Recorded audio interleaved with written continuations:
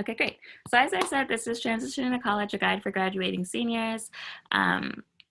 My name is Sydney Montgomery. I graduated from Princeton University with a degree in English and a certificate in French language and culture. I then went on to Harvard Law School, where I focused primarily on child advocacy and family domestic relations issues.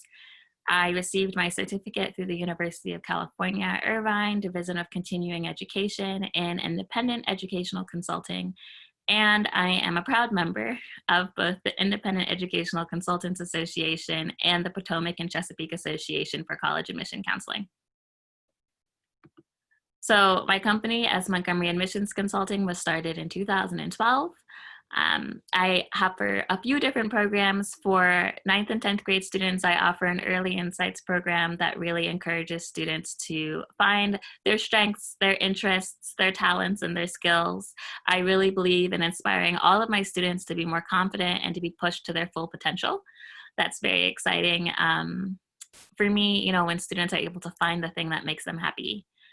For 11th and 12th grade students, as some of you may know, I do holistic admissions consulting. So that means I walk you through the entire process of finding schools that are a good fit for you financially, emotionally, socially, and academically, helping you build that list, helping you with your application components, your essays, your interviews, your resume, and then ultimately helping you pick a school that is going to make you happy.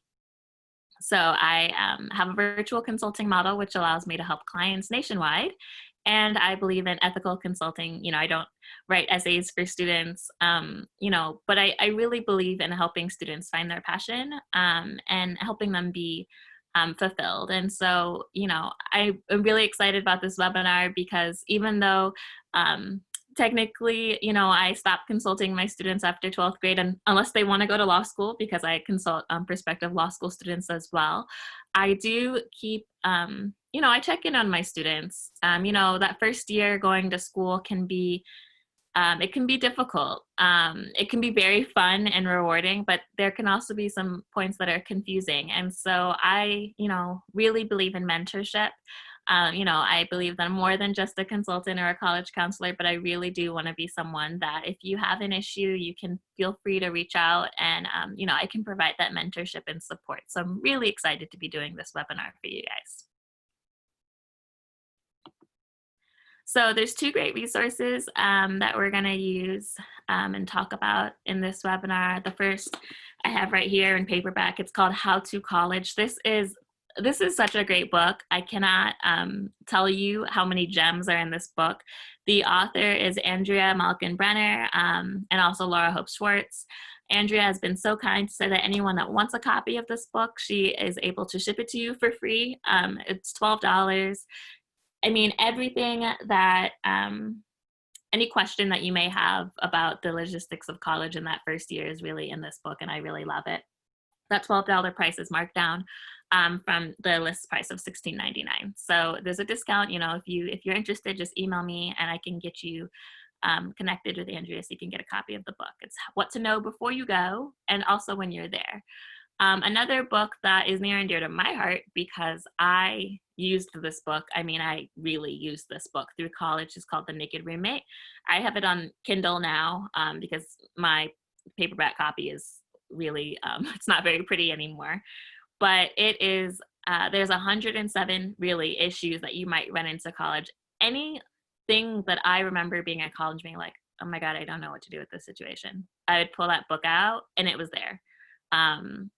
It was just such a great piece of, resource and great piece of literature for my first year, but also, my second and third year and then fourth year.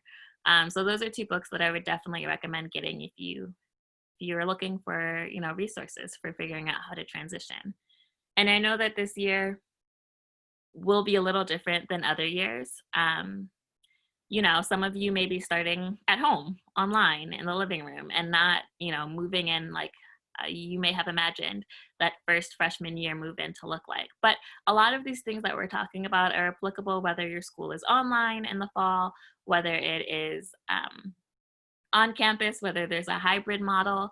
I know that there's a lot of different calendars being put out there by university presidents, and I know some universities are waiting until later this month or even the beginning of next month to make those final decisions about what school is going to look like in the fall.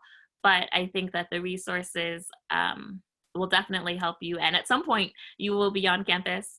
If not this year, then definitely next year. And then a lot of these things will be even more helpful. So the topics that will be covered today are some before you go checklists, housing and roommates, financial preparation, academic preparation, health preparation, understanding college accommodations, and then, some final things preparing you for launch. And like I said, I did receive some questions beforehand, and I will definitely answer those either as we go or at the end. If you have any questions, you can use the chat feature, you can use the Q&A feature. I think the Q&A feature might be a little easier for me to see.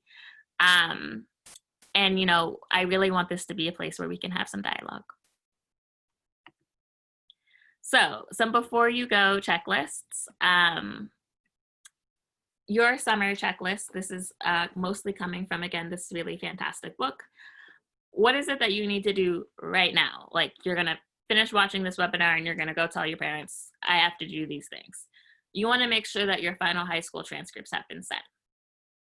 You want to make sure that you are in contact with your school about that, because I know some schools are operating, some are, have limited resources. Some counselors are going in, some principals are going in. So it may take a little bit longer than normal to get your final transcript sent. So you want to make sure that that's all taken care of. If you are at a school that has a roommate questionnaire and other housing documents, a lot of those are due in May and June. Even though we don't know what the fall is going to look like, you want to make sure that you're adhering to those deadlines. Because, picking a roommate is very important.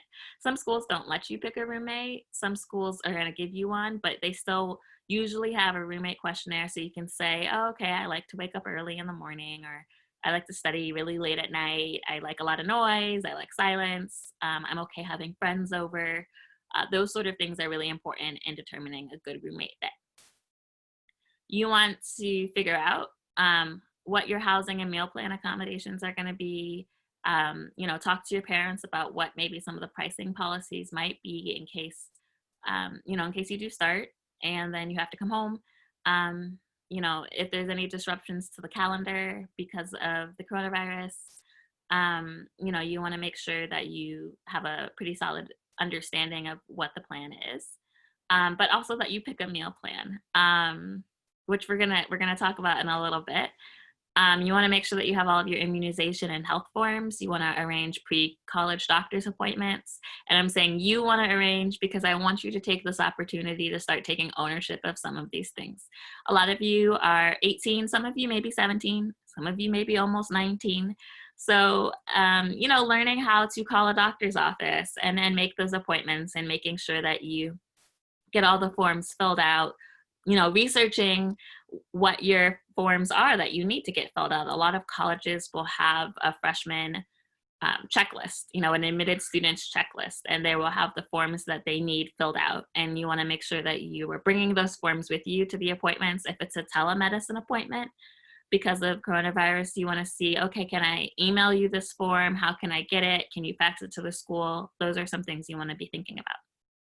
And then also you want to make sure that you have proof of insurance or college healthcare enrollment. A lot of those decisions are made in June and July. They have cutoff dates. So you want to talk to your parents about whose insurance you're going to stay on, if you're going to join the school insurance, what the benefits are to doing either one of those.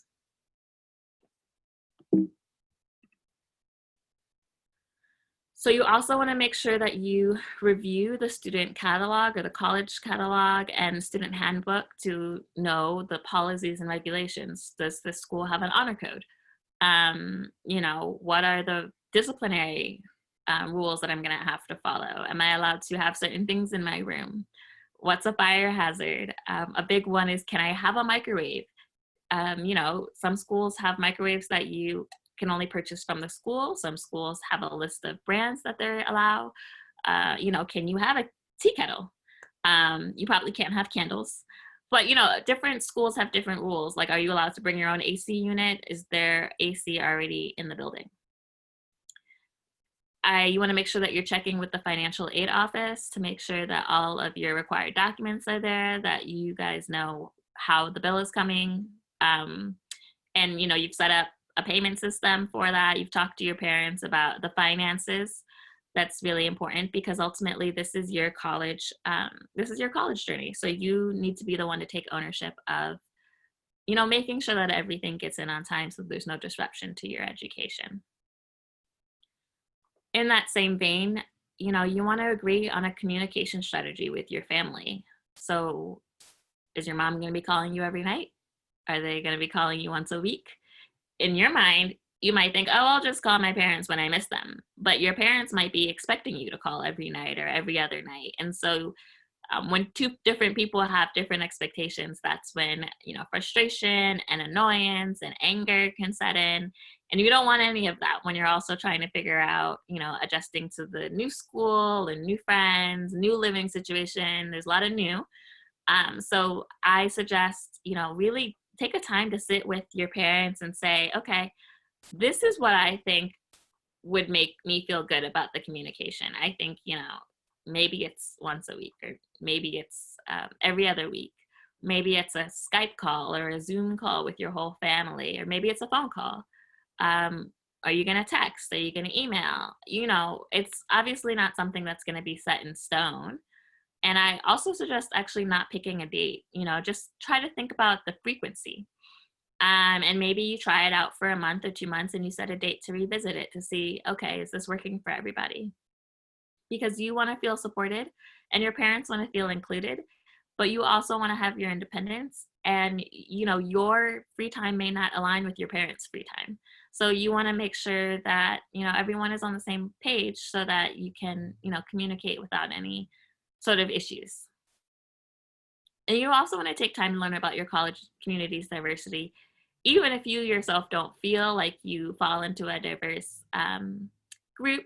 You want to make sure that you understand what the lay of the land is and how you can best maybe be an ally, or how you can find, a group that fits you. Maybe you're saying, well, I'm a straight white male, but maybe you're really into engineering, or maybe you're really into robotics, or a certain club. Diversity can be so many different things. I think it's important that, if you do identify as, as a diverse individual, that you have, the Women's Center, the LGBTQ Center, where are there resources for Black students, for Latinx students? Where are the places where you're going to feel safe and where you're going to be able to, especially with everything that's going on right now, you want a place where you're able to process.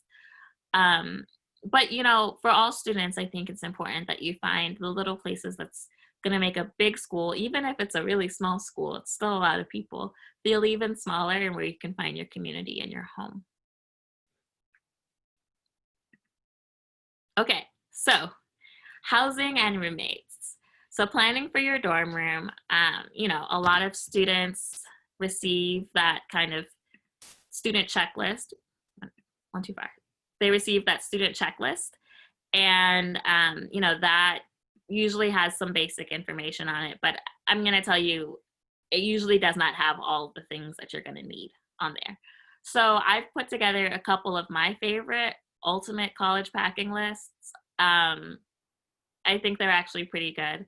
There's just like little things like, belts, safety pins, little things that you don't really think about that are on those lists, because when you do get there and you don't have it, you're going to be like, oh shoot, I need to go buy this. Or, depending on where you go to school, maybe you have to get it on Amazon because you don't have a car and the store is not within walking distance. And, a lot of schools do have student stores, but it can be kind of expensive. So I put together those 3 lists. I think they're pretty good. I think it should definitely, some lists may have things that other lists don't, but between the 3 of those, you should really capture most of what you might need. You want to maybe talk to your roommate about, if you have a roommate or multiple roommates, about who's bringing what. You don't need 3 microwaves. You don't need 3 fridges, although maybe you want your own fridge and maybe there's a communal fridge. So those are kind of the things that you can talk to your roommates about. But the more that you communicate who is bringing kind of those larger like appliance type items, and how willing you are to share, if you're in a small room, do both of you need to bring your own iron and ironing board? Also make sure you know how to iron.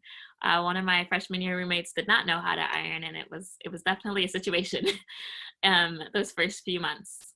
So, those are kind of little things that you may not think about that I want to, talk to you about. From the Naked Roommate, there's a lot of tips about dealing with different kind of roommates, and I'm going to read some of the options that they have, but I really like the ultimate roommate rule, and that's tip number 14, and that's respect each other's differences and make rules before you need rules. A lot of times, in a lot of different areas in your life, you tend to make rules because there's a problem. And the best way to deal with roommates is actually to think about lots of different scenarios. And maybe you're like, well, I don't really party and I don't intend to have, someone of the opposite sex over. So I don't really need to talk to them about that. And maybe your roommate's like, yeah, I don't really party either. And then you get to college and then it's October and it turns out maybe you both like partying, or maybe your roommate is a really big partier. Or maybe you get into a relationship and now you do want to bring someone over and you haven't really talked about these things, and then it's kind of a problem. So I suggest making a list of all the potential situations and thinking about what the rule or what you might want to talk what you might want to do. Talk to your roommate about some what if situations, some hypotheticals, and you will start to get a sense of, hey, this person really respects me. And they will also start to get a sense of, hey, I think we can work things out. I think this is a person where we can talk through our issues. And that kind of makes a really smooth transition. Something from the book, it says roommates who want to get along find a way to get along. And I think that's very true. Now, your roommate may not want to get along, in which case you have a different situation. But I think, most people do not want to have animosity in their dorm. I think most people do want to get along with their roommate. And a lot of it comes down to communication. Talk about things that make you uncomfortable the very first time they become problems. I think that's so important. From, again, my book, How to College, there's a really great chapter on, doubling down or tripling down and sharing your living space. And, some of the things that it mentions are, daily communication with your roommate, which sounds so basic, but even if it's just a smile or, hi, I see you, I hope you have a good day, can really go a long way. Common courtesy, acknowledging individuals' needs, being thoughtful about socioeconomic differences and access to money, that's really important. Let's say you want a micro fridge and it's the one that you want is $500, and you're like, okay, well, my roommate and I will split it. You don't know if your roommate can afford $250 to split a micro fridge. So, and having that kind of expectation, maybe the other person feels uncomfortable. They don't want to tell you that they can't afford it, but now there's some resentment and some annoyance. So, just being thoughtful when you're discussing things about money. Don't make assumptions about what the other person can and can't afford. This can be as simple as like ordering takeout, or going to a movie. You just want to, hopefully you will get to know your roommate a little bit better as the year goes on. But especially in the beginning, you just want to try to be thoughtful because you don't want to put someone in an uncomfortable situation. And then, of course, conflict resolution is really important, and just working on those skills. And if there are times when you have roommates that you just can't get along, or maybe there's some dangerous behavior or really troubling behavior, that's when you have your residence assistants, your hall, RA. Different colleges call them different things. You might even have like a residence hall dean if it needs to be escalated beyond just a student who lives on your hall. But usually they have you like go through a roommate contract, which is, again, just making those rules and trying to see if you can work it out. But ultimately, if you do end up in a situation that's really untenable, all colleges have a way for you to change roommates.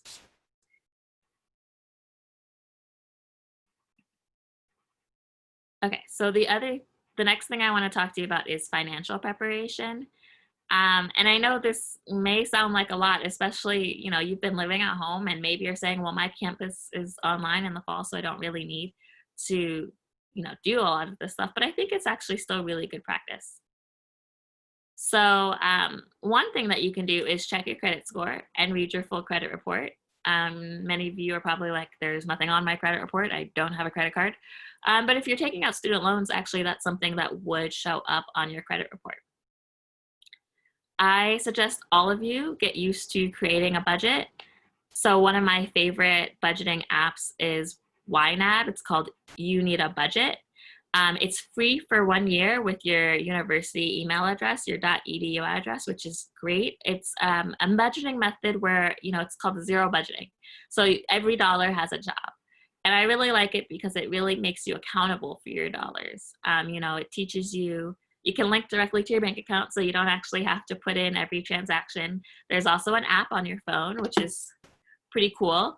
But it teaches you how to make a plan for your dollars, and how to make sure that, okay, I know that maybe eating out is important to me. Well, that's okay, but I can budget for it. How do I, how much money a month or a week do I want to spend on eating out? Or maybe getting your nails done is important to you. The goal of budgeting is not to say, okay, you can't do anything fun, but it's really to say, how do I make sure that I have dollars put aside for those fun things that I want to do so that I am not running into a problem later. You also want to make sure that you get to know your financial advisor and financial aid. I think that's really key. You want to, develop a relationship with them because you may need them at some point. Maybe you need them for a study abroad and you need to, transfer your financial aid for study abroad. It's so much easier if your financial advisor already knows you. So I think that's one of the things that you can do, even again, if you're online, in those first few weeks of school, just get to know those people in the office, understand your loans, understand what your campus job may be, how to find a job, how to, get an internship, career services. All of those can be really useful in terms of learning about yourself financially, because going to college isn't just about learning about yourself academically, it's also financially. You want to learn how to set up direct deposit, figure out how your bank works. Maybe you've never had a checking account or a savings account. Maybe you've had a savings account through your parents, but you've never had your own checking account. So this is a really good time to try to do that. And, maybe download some of your bank's apps. If you have Bank of America or Chase or PNC, Navy Federal, all of them have apps. A lot of them actually have some free financial planning tools, or financial literacy courses where you can learn about money management, which is so important. I firmly believe that it should be a class taught in high school before you leave, but those are some really great ways that you can get that same information. And of course, one of my favorite books, The Naked Roommate, it has an entire chapter dedicated to money, laundry, and cheap eats, the things that you need to know financially when you're in college. After, or with financial preparation, there's academic preparation. So I don't want you to go into college thinking that it's just an extension of high school. You're leveling up. And so one of the ways to level up is to make sure that you're in a leveled up mindset. There's a lot of people talk about growth mindset and grit, really working at things and persevering. But I think it really starts with an acknowledgement of, this is not the same. This is different. I can't do the same things that I did in high school that I'm doing in college. I have to do something different. I have to step my game up. So how do you do that? Well, part of it is reflecting on your class participation. Did I always speak up in class? Did I feel comfortable? If you didn't, why not? What are the situations that made you feel more comfortable speaking up?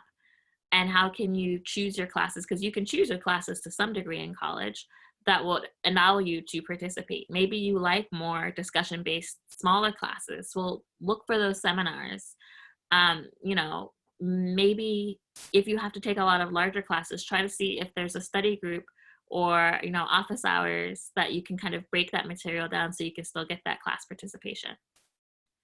Understand your learning types, strengths, and weaknesses. All of my students know we do a lot with the Achieve Works assessments, with the, you know, the learning skills and productivity, the learning tools. I really stress that it's not just, okay, do I know if I'm a kinesthetic learner, a visual learner, an audio learner, you know, but I want you to know, okay, so how do I strengthen those other skills? You know, it's not just enough to say, well, I'm a visual learner. Well, okay, but you're not always going to be able to learn that way. So what are the different ways that you can, you know, increase your other skills? Well, what about working together? You know, how do you work in collaboration? How do you work independently? What are some ways that you can shift your academic preparation to accommodate what your natural strengths are? And then a lot of things that we do are on environmental preferences, which is so important. Do you like to sleep late and do your studying at night? Do you like to do your study in the morning? What I found doing the Achieve Works assessments is so many students actually don't realize that they do their best studying in the morning. You know, so then you want to shift your schedule, your study schedule, so that it accommodates that. Do you like to eat? You know, intake. Do you, you know, which people don't think about, but some people, like I know, I probably had over 100 bags of popcorn in college. I needed popcorn to study. There was just something about the constant eating that really focused me. And maybe that's you. Maybe you want trail mix. Popcorn is not the healthiest thing. Maybe blueberries or cherries, something small that you can pop in your mouth, depending on the different classroom policies that you have. But a lot of schools do, you know, if you're especially in a lecture, you can have a little snack while you're eating or while you're in lecture, and that can be a really good way to focus yourself. Do you prefer music? Do you prefer people? I prefer to study in my room because other people distract me. Libraries are actually very distracting for me, which is so ironic. But just seeing other people study, and I get like, oh, I'm watching them. Oh, he's turning his page, or she's getting up, or it's just too much for me. So I like to study in my room, which was important for me to let my roommate know because, you know, if I was going to be studying in my room, it's fine for her to be there, but I was going to need quiet. You know, she can't have a party. We actually both ended up really like to study in our room, so it worked out really nicely. And I had the same roommate all 4 years. I had 2 roommates my freshman year, and then I kept one of them, and she became my roommate all 4 years, it was really great. We had a study schedule system that really worked for us, but you have to know that about yourself. You know, you have to know if you like bright lights or dim lights. You know, believe it or not, some people actually do study better in dim lighting. Do you like it warm or do you like it cold? So knowing those things about yourself can really set yourself up for college when you do have more control over those sorts of things. I suggest reading for fun this summer. Increase your vocabulary. Don't, you know, it can be anything, but try to pick a book that's going to challenge you in some way and challenge your thinking. Know what your academic resources are going to be. Know where you can get tutoring. Know where there's study halls and extra support. Make sure you get into the practice of checking your university email. I know a lot of you don't actually check email. For health preparation, make sure that you know the campus health resources. Learn about your current healthcare plan, including contact information. Again, there's apps for those. I know ShareCare has an app. I know Blue Cross Blue Shield has an app. You know, get to know some mental health resources. On college campuses, depression is really high, eating disorders are high, anxiety is high. I actually tell all my students that I think this summer is a good summer to start therapy. Even if you're like, I don't have anything wrong with me, totally happy, life is amazing. I think that sometimes knowing more about yourself and what things bother you, learning more about coping mechanisms, learning more about dealing with conflict, just learning more about yourself, it really cannot hurt you. And I find that students who start therapy before they go to college actually are more successful sometimes because they have those tools. So when they encounter these new situations that they've never encountered before, they have tools to deal with them. Not to say that, you know, it's a surefire plan and you're going to have a completely, you know, stress-free college experience. I'm not saying that at all, but I think it does, you know, it gives you your best chance. But also know the campus mental health resources, you know, and know that it's okay to seek them out. Even if you're on your parents' health insurance, you are usually entitled to a certain number of mental health resources on campus. So that's so important to know. Um, you know, there's a lot that happens on college. Again, even if it's online, there's a lot that happens, and you don't want to wait until you're completely stressed out and you're feeling overwhelmed and maybe you're behind in classes to say, maybe I need to seek some resources. What I want for all of you is to seek those resources before there's even a problem. You know, that way you can stay successful and stay happy. You know how to party, but party safely. You know, so maybe you talk to your parents about that, or another adult in your life that you feel comfortable with. You know, always know that you don't just drink something that someone's given you. Always go with a friend. Don't walk home alone. Know about campus safety. Know about the surroundings. Some of your colleges are in an urban setting with cities. Some of them are more rural. Know the different safety precautions that you're going to have to take with those different environments. And then understanding college accommodations. So, you know, if you are a student that has had any kind of learning difference or other kind of disability in K through 12, you've usually been covered by the IEDA. So, you know, that means that you usually probably have a 504 plan or an IEP. Maybe you've got ADHD or you have extra time. Those sort of things are covered, and they're, you know, required. They're guaranteed to you that you can have those accommodations. When you are in college, however, colleges are covered by the ADA, the Americans with Disabilities Act. And as opposed to the IEDA, where you might have had a team of people and their job is to really like identify students that may need extra support, colleges are not required to identify students that need extra support. So if you know that you're a student that does need that, it is actually your responsibility to seek out the Office of Disability Services, Student Disability Services, and, you know, get those accommodations for yourself. So that's the big difference with college. You have to self-identify. You will then, you know, once you get your accommodations, have to talk to each of your professors and actually get them to give you those accommodations. So there's a lot more onus on you as a student. It's not something your parents can do for you. It's kind of something that you have to do for yourself, to take kind of ownership of that process. And then understand what services are covered. You know, some services may have been financially covered, you know, in your K through 12 school, but are not covered in college.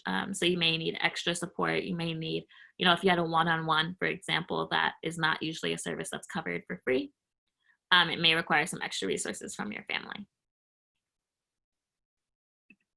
And then just kind of the last thing before we go into questions is, you know, just make sure that you're prepared to launch. What does that mean? Know basic apartment, dorm room, and housing maintenance. Know how to clean a bathroom. You know, like I said, how to iron. Know how to do laundry, how to separate your clothes. Know how to manage your own schedule.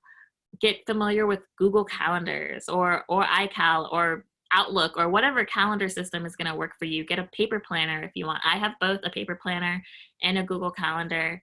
You know, there's a lot of actually resources if you're saying, well, I'm just really bad at scheduling and time management. I've always been bad at scheduling and time management. I don't see myself getting any better on my own. Well, there's resources. You know, there's an executive functioning workbook. There are executive functioning tutors. There are people who actually can coach you and teach you how to get better at these skills. Appointment management. Like I said earlier at the very beginning about making your own doctor's appointment, learning how to call offices is really important. I had a friend who hated phones. She like got really anxious whenever she had to make an appointment, and it was really difficult our freshman year. And so, you know, you want to make sure that you know the numbers to call, you know what to say, You know, if they're asking for your insurance card, you know what it is. You know where to find it. You know where to find your policy number, your group number. Like, these are words that aren't going to catch you off guard.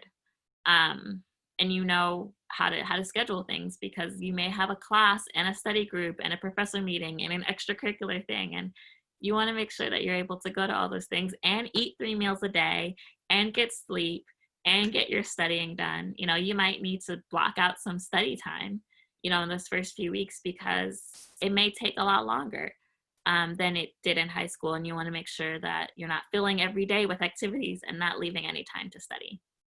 We talked about budgeting, and, you know, and knowing how to prepare and cook simple meals. Most of you will have a meal plan. I did say we would talk about that. You know, there's lots of different options for meal plans. Some schools make you choose, you know, between 1 or 2 options as a freshman or sophomore, because they want to make sure that you're eating.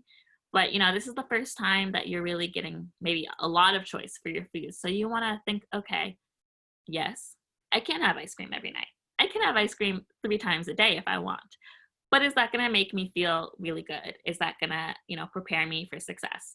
Maybe I do want those vegetables that my mom has been fighting me on. Maybe I do want some fruit. Maybe you explore some new vegetables and some new fruits. Expand your palate. I know when I got to college, I didn't recognize half the food. It was all very good. It was all very good. But it was different from what I was used to. And so I had to be a little adventurous, and I had to try things that I never tried. And then I developed some new favorite foods. So, you know, don't be afraid to kind of explore a little bit.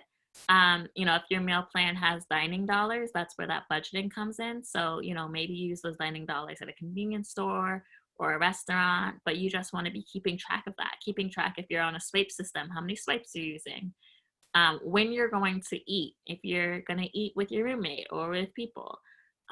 If you're, some colleges, which I didn't know until like my junior year, I think we had a to-go option, where, you know, they can pack a lunch for you and then you can take it. I mean, it wasn't the same. I think it was like a sandwich. But I had no idea that was a thing my freshman and sophomore year. So learn about those things, because there were so many times when I was like, I just don't have time to go to the dining hall for lunch. And I, you know, would eat out or order pizza or something, you know, and that to-go option, which was covered under the dining plan, would have been a really good thing for me. So I'm going to stop talking so much. If you have any questions, I'm going to put this slide up, keep it up for a little bit. You know, you can email me, you can call me, follow me on Instagram and Facebook. I'm always posting updates on Instagram and Facebook. I am, you know, like I said, I'm always trying to check in on my students as they go off their freshman year. If you're, you know, if you're a current student, you know that my number and my email are always available to you. Because I do care, and, you know, I don't want to just sever the ties just because you graduate, because I do think that there's a lot of growth that happens over this next year. But I do want to open it up for questions. So I'm going to stop the screen share. Okay, great. So there was one question that I know that I haven't gotten to yet. You know, I've tried to answer a bunch as I went on, but, you know, one of them was, okay, how long does it take to get used to college? You know, what does that time frame look like? And that's hard. I personally feel like, how long did it take me to settle into a new normal? Maybe a month or 2, maybe 2 months, 2 to 3 months. I think, you know, by the time I came home for Thanksgiving break, I was feeling pretty settled in this new life that I had adjusted. But I think, you know, for some students, it takes a lot longer. Homesickness is very real. You know, I personally am not as inclined to homesickness, but, you know, a lot of my friends, it took them a little longer, like, you know, maybe 3 to 6 months, but you get so involved in college. And so I think, you know, the more that you can immerse yourself, like, even if it's online, you know, I know a lot of extracurricular activities I think are going to be moving online. Colleges are really thinking very strategically about how to bring that experience to an online platform. But I was so busy. Trying to do different clubs and try different things that I didn't really have a lot of time to miss home. And then before I knew it, it was Thanksgiving, and I was like, oh, I don't know how that happened. You know, so I think, you know, just in terms of settling into a new normal, but then, you know, you say, okay, well, how long did it take me to feel like, to get used to the academics? I mean, I think that took almost a year. But in some ways, every year is different. That first semester was definitely new and different, and I had to get used to just how different college was. I didn't come from a block schedule in high school. Every class was 47 minutes, and the classes in college were a lot longer. So that definitely took a little bit to get used to. And I would say that 3-hour classes were definitely like a struggle for me to get used to even my junior year. But the format of the classes and the college expectations, and I learned very quickly on that I loved the writing center. Like, loved the writing center, because I would not start my papers until I could go to the writing center. I learned to help myself. So I know that I'm a procrastinator sometimes. And so let's say that there's a paper due on the 15th. Well, it'd be really great to start that paper on the 1st, but I know myself. I know that I wasn't going to do that. So I scheduled 2 different writing center appointments. The first writing center appointment might be on the 2nd, and then the second writing center appointment might be on like the 12th or the 11th. And that first appointment, it was in my calendar, so I was going to go. And I remember like very vividly those days would come and I'd be like, I haven't even looked at the prompt. But that's okay, because that's why I went to the writing center. And I would take my prompt that I hadn't really looked at to the writing center, and we would figure out kind of what I wanted to say. We would outline it. And then I would leave that day with a plan, which is way more than I would have had if I hadn't made that appointment. And so now it's the 2nd and I've got a whole plan. And then that appointment on the 12th was kind of like my check-in, like, you should have solidly a draft by the 12th, because otherwise you're just wasting their time. So that gave me a little bit of, motivation to kind of get some work done. So that by the 12th, I had a draft, and I left after the writing center with a lot of corrections and a place to go. And I knew that I would get my paper in on time by the 15th. That system, I did not know that system my first semester. You can't know that system your first semester. It takes time. That's the kind of thing that, like, maybe by the end of freshman year, I was like, oh, I think I should start going to the writing center more. And by my sophomore year, I was like, I've got a plan. Boom, 2 appointments to a paper.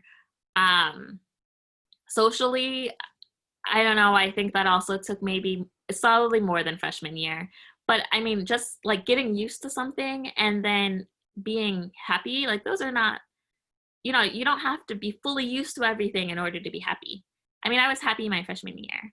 But everything was still new. But you have people that you're going through this new thing together. I had other freshman friends. And so, sometimes you don't fully get used to a place until you're ready to leave. And that's just kind of how life is. You think about your freshman year of high school. By the time you're a senior, you're like, I know everything. I know all the teachers. I know all the hallways. I know where everything is. And it's time to go. Well, your freshman year of high school, like, that whole year, everything is new. Everything. And then, like, it's not until sophomore year that you feel like you're, really starting to get into it. And then junior year, and now you've got all these AP classes and it's new again, because it's a new level. So honestly, that's kind of how college is a little bit. But, I think it's like a fun, exciting ride. It's something to really be enjoyed, to really be cherished. I think that college is, some people say it's the best 4 years of your life. It was an amazing 4 years of my life. I think it can be an amazing 4 years of anyone's life. And I'm hoping that some of the tips, like I said, this book, it's so good. It's just so good. The Naked Roommate book, let me see if I can get the cover for you. Also, truly amazing. They're both on Amazon. Neither one of them are expensive. Like I said, if you want the discount to How to College, you can email me afterwards. I can get that for you. Your parents are actually fantastic resources, as lame as that sounds. They did go to college, some of them, and even if they didn't, they have friends that went to college. Your teachers, I was in contact with my high school teachers my freshman year. They went to college. So many people have gone to college and are so happy to give you advice to help you through this. I went to college. I'm happy to give you advice. If you're listening to this webinar and you want to email me at some point your freshman year, please do. I will answer. I'll hop on the phone with you. I'm more than happy to be a resource. This is such an amazing, exciting time in your life. I'm so excited for you. Um, and I know that you're going to do great and that you're going to be fantastic. And it's a wonderful time. Even with everything that's going on in the world, even with the events that are happening in this country, being able to,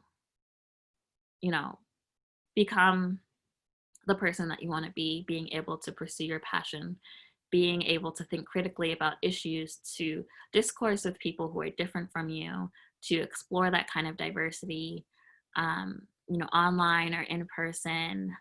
College pushes you to think more, and to think beyond yourself, which is really very crucial for the time that we're in with this country. So I am very excited for you. Um, I just know it's going to be great. And like I said, if you need anything, I am always only an email or a phone call away. So thank you so much for coming to this webinar today. This will be up on my YouTube channel, S. Montgomery Admissions Consulting. I will probably be posted to Facebook, facebook.com//S Montgomery Consulting. And my email is info@smontgomeryconsulting.com. Thanks so much. Have a great one.